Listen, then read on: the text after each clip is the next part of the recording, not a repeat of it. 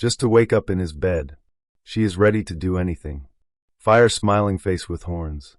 Some desires are a simple spark, a fleeting thought. But others, they are a fire that consumes everything in its path. This is the story of Isla, a woman who wanted what was not hers to have. She wanted his life, his empire, his very soul, and she was willing to do the unthinkable, to betray every principle and every person in her way. Because for her, happiness had a single, all-consuming destination: to wake up in his bed. This isn't just a tale of a love triangle. It's a terrifying journey into the darkest corners of human obsession. Are you ready to see what happens when desire knows no boundaries? Watch closely, because the price of a dream is often far more than we are willing to pay. Isla's life was meticulously organized, a perfect tapestry of ambition and precision. As the personal assistant to Nathan Reed, a tech billionaire and the CEO of Vanguard Innovations, her days were a blur of meetings, schedules, and complex logistics. To the outside world, she was a model employee, efficient and indispensable. But in the quiet moments, her efficiency gave way to a burning obsession. It began the day she first stepped into his opulent office. The room was a sanctuary of success, with floor-to-ceiling windows overlooking the sprawling New York skyline. Nathan Reed, a man of quiet charisma and sharp intellect, was its king. Isla saw him not just as her boss, but as the gatekeeper to a life she believed she was meant to have. She studied him with a clinical intensity that bordered on the fanatical. His daily routines, his favorite coffee, the way he would run his hand through his hair when he was deep in thought. She memorized his every habit, every preference, building a database of his existence in her mind. This was not just work for Isla, it was a mission. Her small apartment felt like a prison, her old life a constant reminder of the chasm between who she was and who she wanted to be. She spent her nights scrolling through social media, analyzing photos of Nathan's perfect life, his lavish vacations, and his beautiful, graceful wife, Clara. It was an obsession born not from love for Nathan, but from a desperate, all-consuming desire to possess his life, to wake up in a world where she belonged. This burning envy was the fuel for her every action, the silent engine driving her toward a destiny she had decided was hers and hers alone. Clara Reed was everything Isla wasn't, a fact that both fascinated and enraged her. She was a renowned philanthropist, a loving wife, and the embodiment of the elegant and effortless life that Isla so desperately craved. Clara's effortless grace and genuine kindness were her greatest weapons, disarming everyone she met. Isla, however, saw through the facade, or at least she told herself she did. To her, Clara was simply an obstacle, a placeholder in the life that should have been hers. Isla began her calculated infiltration. She used her position as Nathan's assistant to become indispensable to Clara as well. She offered to help Clara with her charity events, always volunteering for tasks that would place her in close proximity to the couple. Isla's polite and unassuming demeanor made her the perfect confidant. She would listen patiently as Clara spoke about her day, about her hopes and dreams, all the while taking mental notes. Isla learned every small detail about the couple's relationship, their inside jokes, their shared memories. She used this information to craft her persona as the perfect friend and employee, the one person who truly understood them. When Nathan and Clara had a minor disagreement, Isla would subtly take Clara's side, while in private, she would offer Nathan a sympathetic ear, lamenting how complex relationships could be. She was a master puppeteer, pulling the strings of their lives, making them trust her more with every passing day. All the while, she harbored a deep-seated contempt for Clara, for possessing the very life that Isla felt she was entitled to. Her calm exterior was a mask, hiding the raging ambition and jealousy that threatened to consume her. The seeds of doubt are always sown in silence. Isla's plan was not to expose Clara, but to subtly rot Nathan's faith in her from the inside out. She began with small, seemingly innocuous comments. When Clara would miss a call from Nathan due to a charity meeting, Isla would casually mention how busy Clara was, always with a tone of innocent concern. When Nathan and Clara had a minor disagreement about a business decision, Isla would side with Nathan, offering him manufactured data to support his view, making him feel that he had a logical partner in her. Her true masterpiece was her manipulation of technology.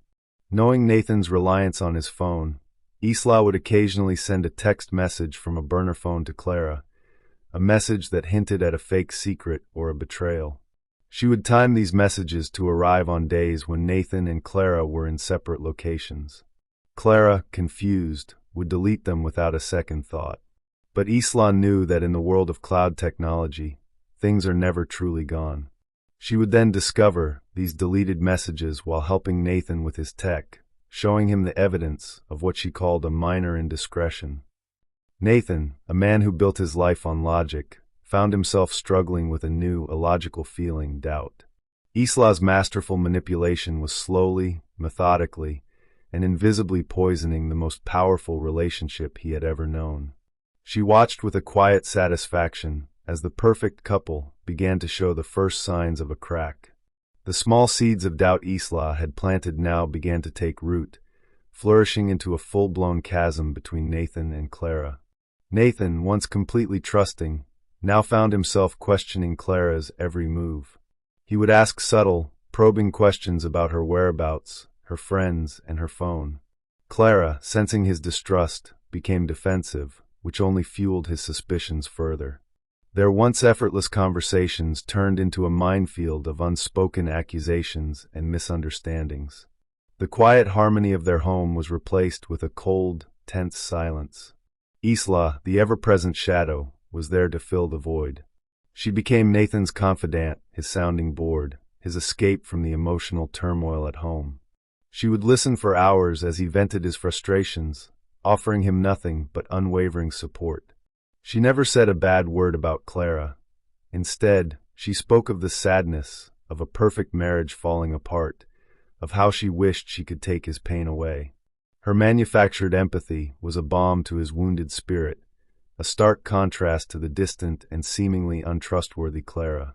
Isla's plan was working better than she could have ever imagined. The man who had once been so committed to his wife was now emotionally isolated and adrift. He saw Isla as his only anchor, the one person who truly understood him.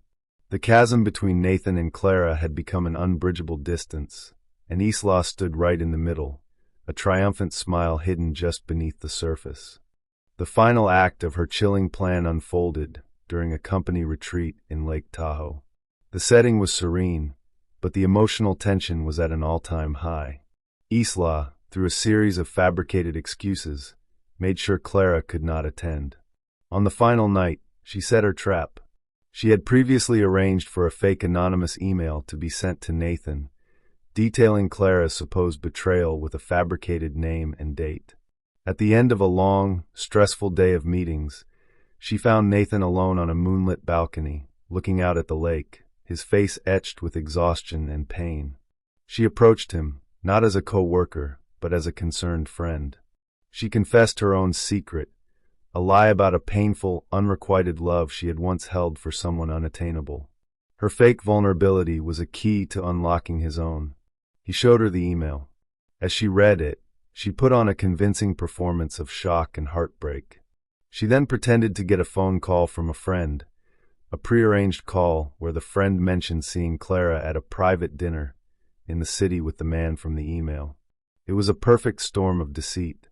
Nathan, his mind clouded by months of doubt and a few glasses of whiskey, was shattered.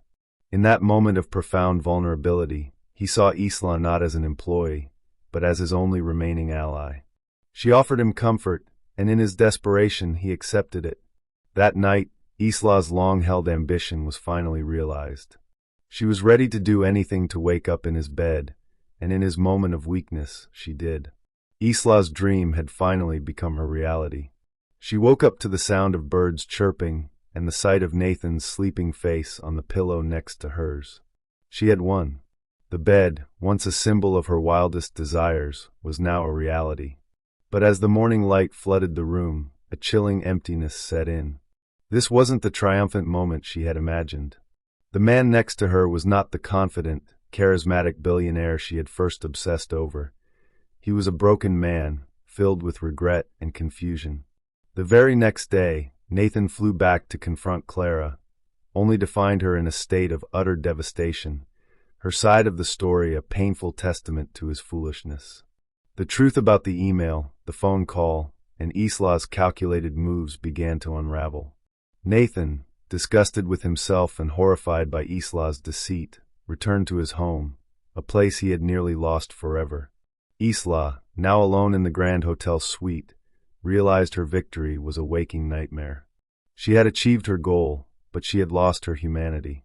The man she desired was now gone, and the bed she had so desperately wanted was nothing but a symbol of her empty, hollow conquest. Her obsession had brought her to this moment, but it had also stolen her soul. And as she lay there in the bed of her dreams, she was more alone than she had ever been. Is a dream still a dream if you have to destroy a life to achieve it? If you were in her place, would you have made the same choice? This story is a haunting reminder that sometimes the price of waking up in the bed you want is losing the life you have. If you were captivated by this story, subscribe to Romantic TV for more powerful stories that will make you question everything you thought you knew. Like this video and share your thoughts in the comments below. We read everyone.